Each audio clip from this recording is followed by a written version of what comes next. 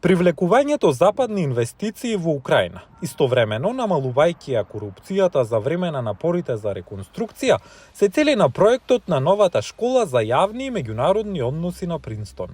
Во јуни, програмата Иновации за успешни општества на Принстон започна детална база на податоци за законите за реконструкција на Украина.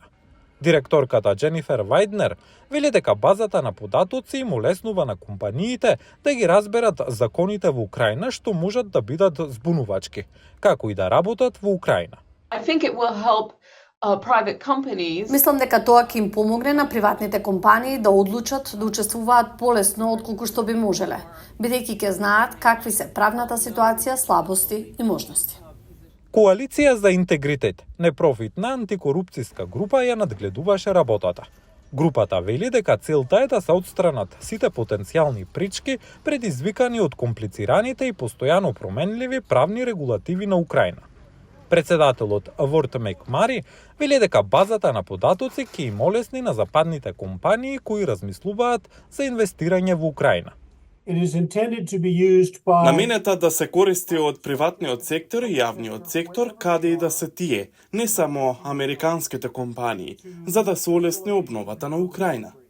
Оваа база на податоци е дел од поголем проект кој започнал во 2022 година, кога украинската антикорупцијска експертка Оксана Нестеренко отишла во Принстон како гостин истражувач.